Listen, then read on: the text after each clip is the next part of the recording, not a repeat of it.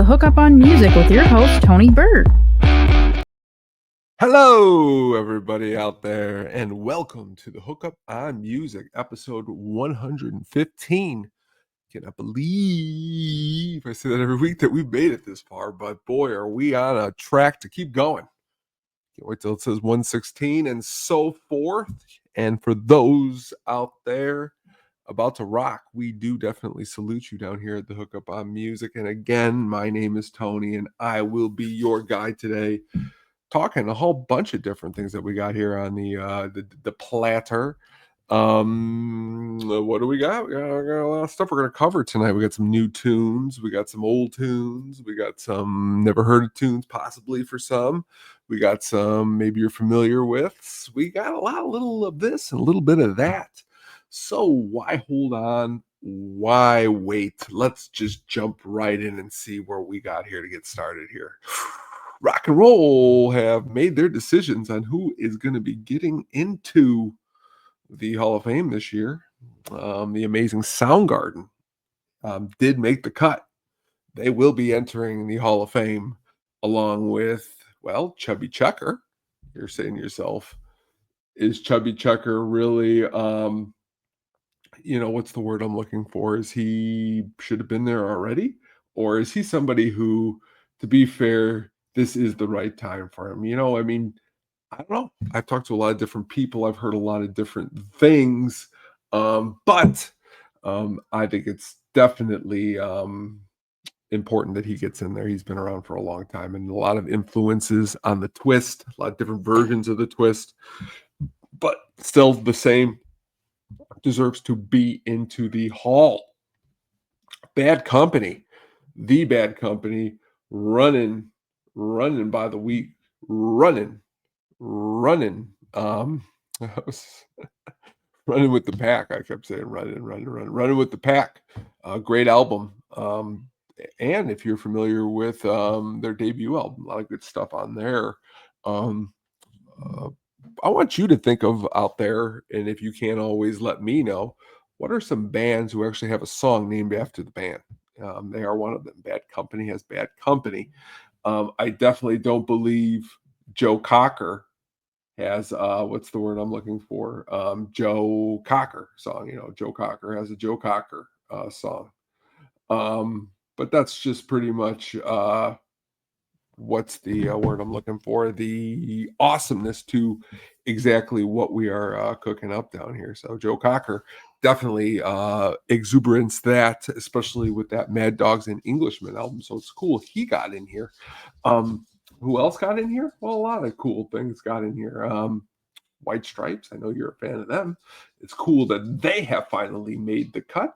Cyndi Lauper, very cool that Cyndi Lauper has made it. I haven't sat down and listened to too much Cyndi Lauper, but the songs I have heard, Girls Just Want to Have Fun, that is an iconic song, no matter how you feel about it.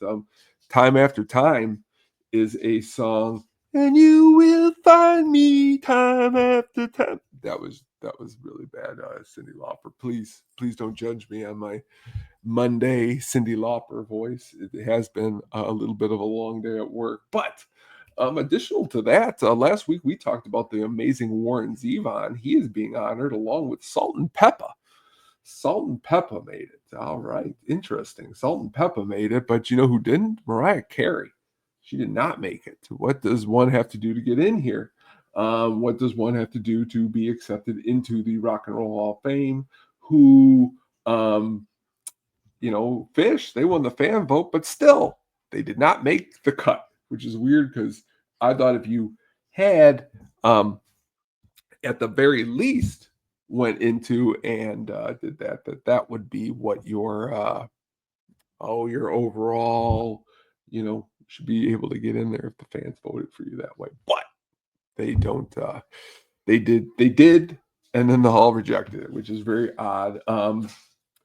But that being said, they even reached out to Mr. Kim Vale from the Amazing Soundgarden, and they asked him who should be into the Hall of Fame in his opinion. He says Alice in Chains should be in there, Iron Maiden should be in there, Sonic Youth, the New York Dolls. they all sound valid to me to be in there. Pixies, Motorhead.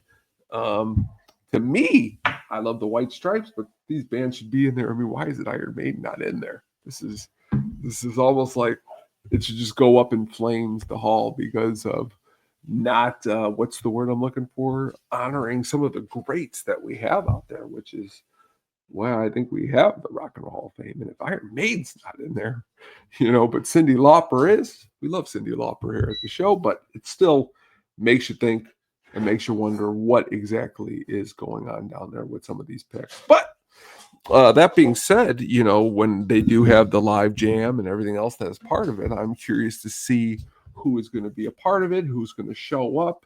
Is White Stripes going to get back together and do some jamming? That's generally what this calls for. Someone going to step in the place of one Chris Cornell, because he has sadly passed away, and jam with Soundgarden. I don't know. We're going to have to wait and see. And we're going to have to wait. And it's going to be a very, very, very, very interesting time to do that. But the name of the game is to enjoy these bands getting back together to honor them. But still, some are missing. Where are we heading now? We're into a new segment. Well, not really a new segment. We always do it. It's our new releases.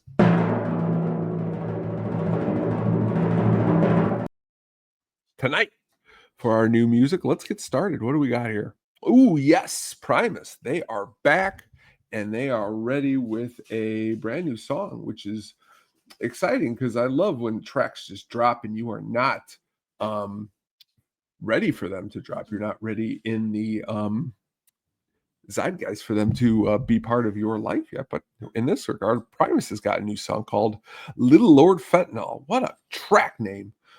This is the first recorded track with John Hoffman, the band's new drummer, who just joined after a extensive search to replace the former drummer Tim Alexander, which is just very interesting to hear these guys on this track, as Mr. Maynard James Keenan also joins with them. And honestly, anytime Maynard James Keenan joins in anything, you got to put your ears to it and see, hey, what's going on? What is up with that? But that is it. That is Little Lord Fentanyl, a new track by Primus. Check it out. Let us know what you think. Always cool to see Primus and see them in their regard and see them doing what they're supposed to do. But that's just what the reality is. Big Primus fans here, though, so check that one out and let us know what you think. Little Lord Fentanyl, John Hoffman debut on that track. It's curious to hear how that's going to pan out for a full album. The cover's pretty cool. My main man sent me Propagandhi this weekend. I never was familiar too much with their work, but here I am listening to it. So it's very, very interesting to always be, what's the word, turn on to some of these things. And again, I really appreciate my main man, Andrew, always sharing me some of these guys. But this is a Canadian punk band formed in Portage La Prairie, Manitoba. I think I said that correctly. By guitarist Chris Hanna and drummer George Smolisky. Now we have George Smolisky, Chris Hanna. Okay, they are still in the band, along with Todd Kowalski and Sulin Hago. But this brand new album, At Peace, starts off really kind of cool. It's got a cool, different vibe. It has been 8 years since their last album, Victory Lap. So was very curious to check into this, and it did not disappoint. Being that their first album came all the way back out in 1993, it's been a long time. But if you haven't, go back and listen to How to Clean Everything. A really excellent, just I don't know what you want to. Some people consider it punk, some people skate punk. I don't know what you want to consider it, but to be fair, it is a digged out album. There is a lot of difference and dimension that is played, and it has stuck through the hands of time for a long time. They do a really good Cheap Trick cover if you want to hear that. They also do a track called Head, Chest, or Foot. Anti-Manifesto is another one on the album that I remember, but it's been a while for me. Who Will Help Me Bake This Bread? What a great track title, but check out the new album, go back and check out the old stuff, but it's always cool and interesting to hear and see some of this amazing work that is being put out there, that is being shared by us every single week. Also was shared with me this week was a couple other little goodies here that I got for you. This band Wishy that was shared with me by my main man Mike, which I really appreciate. Planet Popstar, which was very interesting album to dig into. Also, a little bit different than the Propagandhi. Indianapolis actually is where they were from. Kaput is another band that I was shared with, which was amazing. I was what I was shared, and it was really cool because the lead singer used to front Ganser before Sophie took over the band, and they're from Chicago. So very interesting to be experienced into lots of awesomeness. But let's move on to album cuts.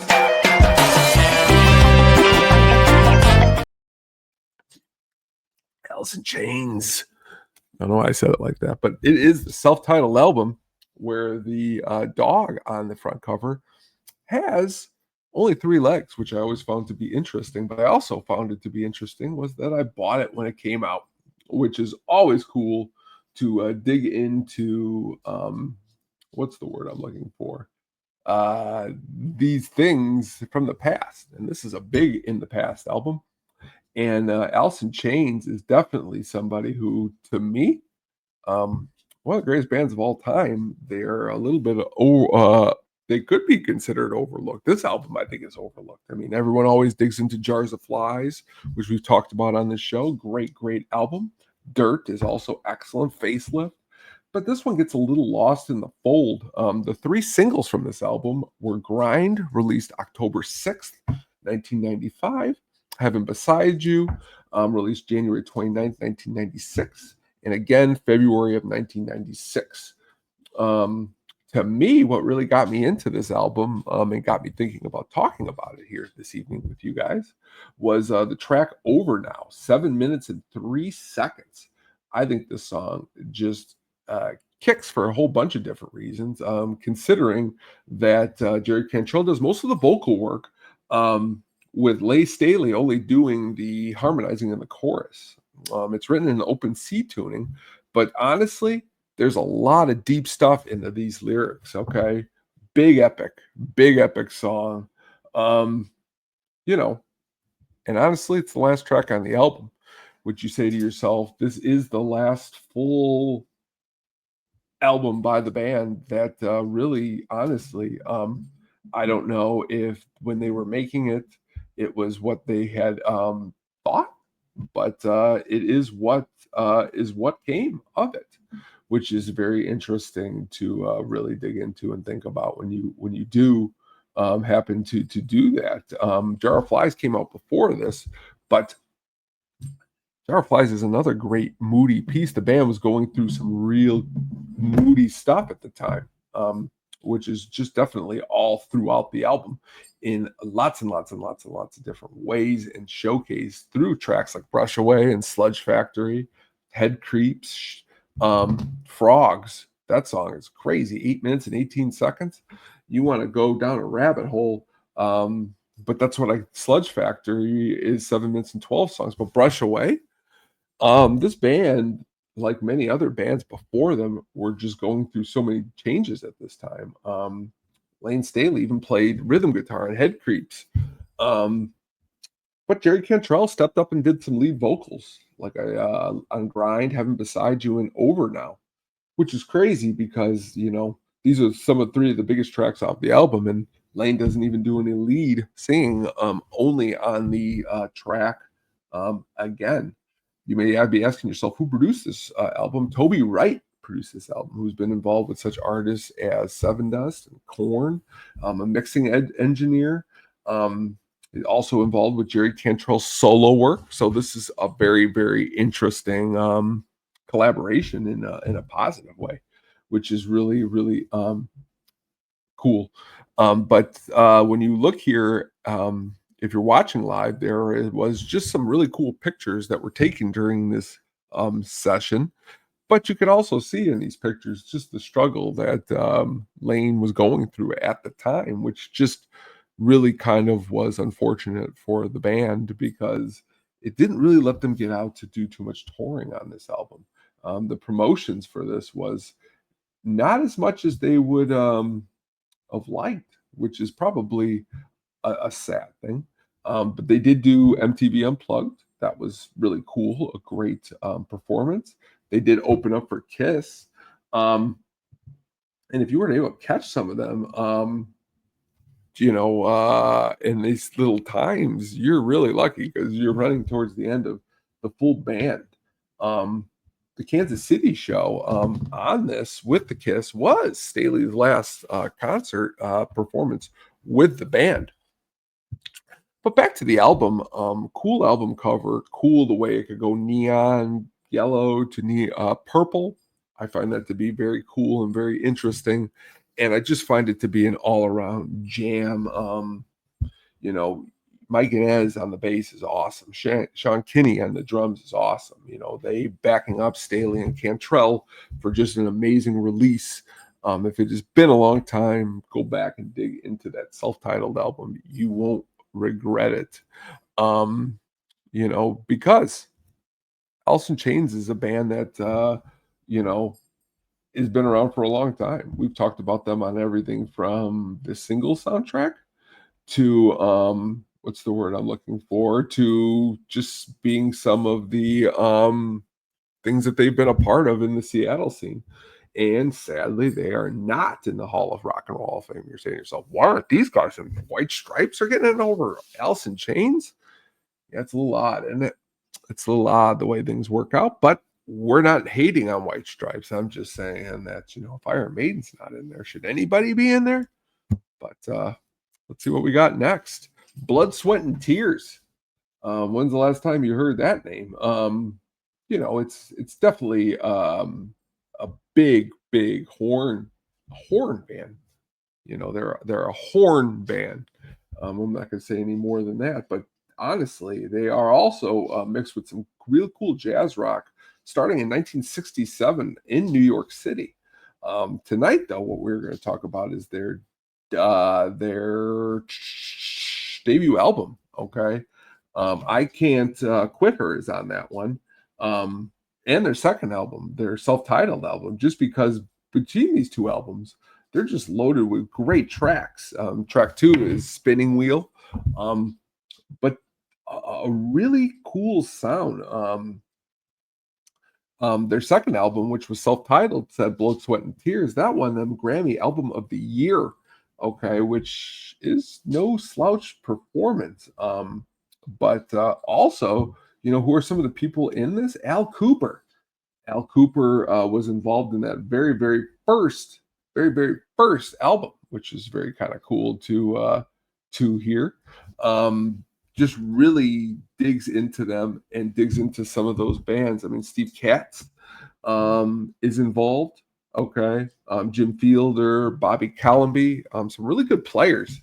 I mean, if you just go through this and listen to some of their greatness, you're not going to be disappointed at all. You can see why they won some awards, and honestly, you can what's the word I'm looking for? You can honestly still check them out. They've been playing since '84, a solid.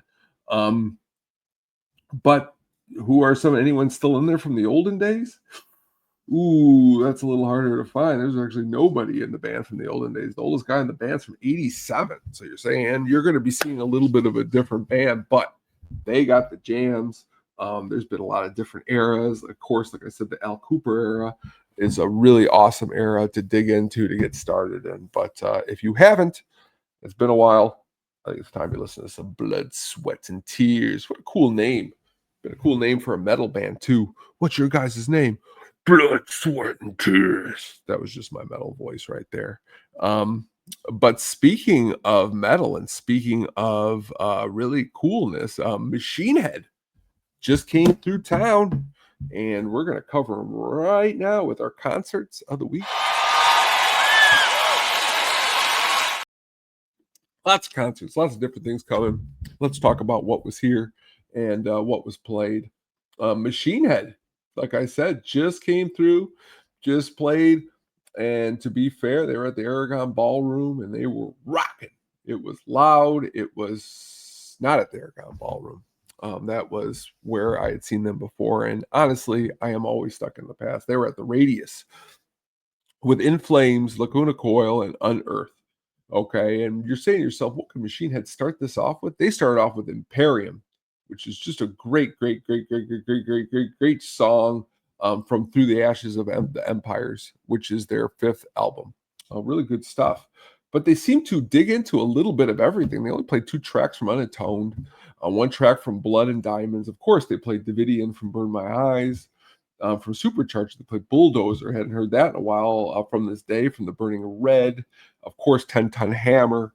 The More Things Change. Something off of Catharsis, which was the title track of Kingdom Come. Choke on the Ashes of Your Hate. But they were out there and they were playing. And honestly, if you ever been to the Radius, it's a good place to see a metal concert.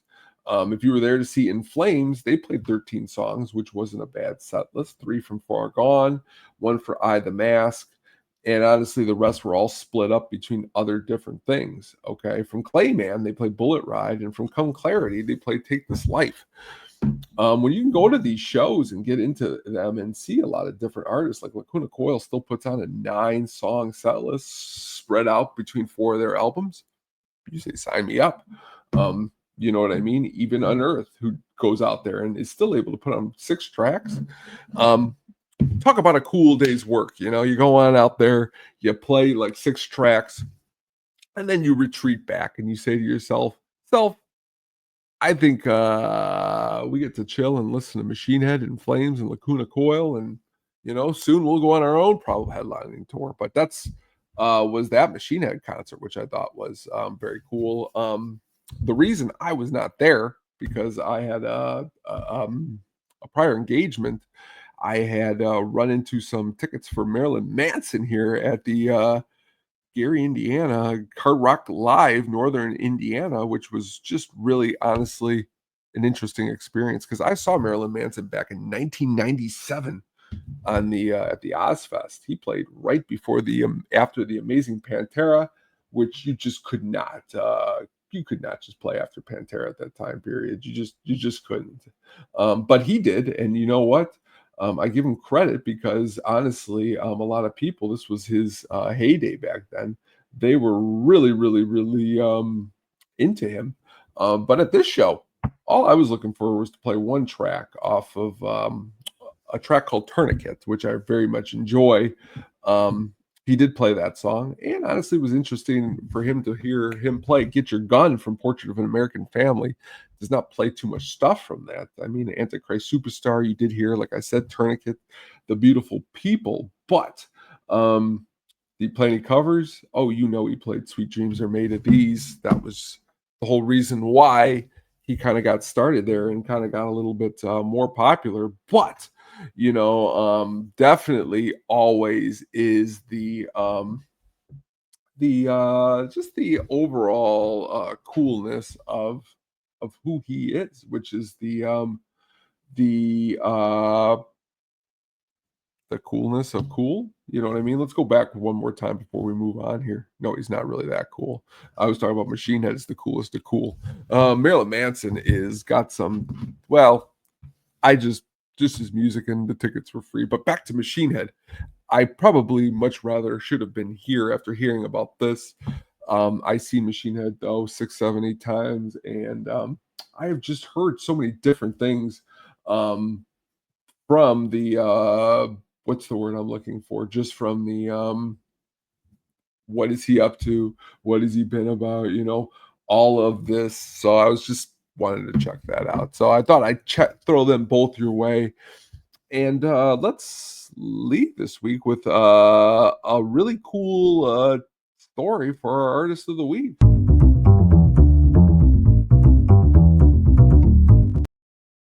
Tonight, we got Son House. You may not have heard of Son House, but Son House is an American blues, and when I say blues, I mean the Delta blues guitarist. And honestly, if you have not sat down and listened to his work, um, you're definitely missing out. You may say, where should I start? You could start through anything that you could just get your hands on. Okay. He's been a part of a lot of different things. He's got recordings for the Library of Congress and Fisk University. Just going and checking some of these things out, like the Pony Boy Blues. Um, I said the Pony Boy Blues because I just watched The Outsiders. It's the Pony Blues. Do not want to mess that up and have you looking up the wrong thing. Make me a pallet on the floor. That's a good one. Death Letter, which is honestly a signature song from Son House. He, okay, himself plays a metal body National Resonator guitar using a copper slide. And if you don't tell me that doesn't sound cool enough for you to just start digging into more Son House. But if you go and look up the album cover for Death Letter, that's definitely going to tell you what you're getting into, which is just some amazing down home blues, which Son House, you're never really going to hear too much of Mr. Edward James Son House Jr., born March 21st, 1902, living all the way till October 19th, 1988, and he lived all the way till 86, which is just definitely a just really a awesome feat. When you think of other rock stars who did not make it, this gentleman went through so many different probably life things. At the Great Depression, he's around. Okay, he's got some really cool sessions with Paramount Records. But you go through this, and he was also a formative influence of such artists as Robert Johnson and Muddy Waters. From 41 and 42, he was members of his band recorded by Alan Lomax and John W. Work. That was who was part of that Library of Congress and Fisk University set, which is definitely interesting. Alan Wilson, a co-founder of Canned Heat, and sadly passing away at 27 in 1970, definitely found House and had him listen to his old recordings, which was awesome, and encouraged him to find his way back to the music from his collaboration. Very interesting stuff. He would often perform for young audiences in coffee houses and at folk festivals. Some even considered him as a folk blues singer, which is very interesting because you don't really hear a lot of that. You know what I mean? He was born in Lyon, north of Clarksdale, Mississippi, but leaving such an impact. You know what I mean? As a blues performer at the age of 25, House underwent a change and decided that he wanted to start doing a little bit of bottleneck guitar playing, style he had never heard before. But he took it up, and honestly, around 1927, 1928, he's starting to play juke joints, okay, which is very interesting. But also around this time, interesting is that House was wounded in a fight, so he injured the man and was given a 15-year sentence, only needing to serve 2. He credited this reexamination and release to the appeal by his family, but also spoke of the intervention and influential guitar playing that he had, which was just very interesting. Upon his release, he walked to Jonestown and caught a train to Lula, Mississippi. And now when he was in Lula, Mississippi, with his partner Willie Brown, they started to dominate the blues performances down there, which is just really interesting and a really just a cool story when you really sit back and you think about it. How often are artists these days going through what Mr. Son House went through to get the recordings that he wants to or he needs to become, super successful. But honestly, take some time, rediscover Mr. Son House. Okay, check out that Mississippi Delta. We've talked about that plenty of times on here. Check out the Dry Spell Blues. Check out Walking Blues. Okay, check out the Mississippi County Farm Blues. Lots of different blues to check out. Check out Willie Brown. Check out Walking Blues. Check out the Depot Blues. Check out American Defense. Check out all of that stuff, because Son House is just all over it, and his influence is great. I just want to say to everyone out there, thank you so much for joining me today on this Monday. We appreciate it here at the Hookup on Music. We appreciate you listening about the Rock and Roll Hall of Fame. We've done this now. I believe this is our third year talking the Hall of Fame, and it doesn't get any easier not hearing that Iron Maiden has not gotten in there. So please, Iron Maiden, get in there. We want you in there. But also who we want in there is a lot of other artists who have been just missed out, like we said, like Alice in Chains. You know what I mean? It's just a very unfortunate situation when great bands don't get in there. And then we're not going to mention any, maybe some mediocre ones in the past do, but that's okay. This week, please check out this weekend. Friday, we have our At the Shows coming back. We will be talking the Goonies. We'll be talking the soundtrack pick of the week. We'll have a lot of awesomeness there. So please check that out with me and my partner Yumper. It's going to be a good time. Check out some articles that soon will be dropping on the sadisticpenguinstudios.com website. It's going to be awesome. It's going to be really cool. I like that, saying it like that, like you don't know what cool is. You do know what cool is. And I appreciate you taking the time to just spend it with us and jam and rock out. You got anything you want to share with us? New music you'd like to come on the show? Please do not be shy. Would love to have you. We will see you again soon. And when I mean soon, it's going to be next week, which is going to be great because we see each other every week. So everyone out there, thank you so much for joining in on episode 115. We will be talking to you again soon. Everyone out there, have a good week, and we will see you and hear from you again soon. My name is Tony. This is the Hookup on Music. Thank you for listening. Please look out for the audio version wherever you jam.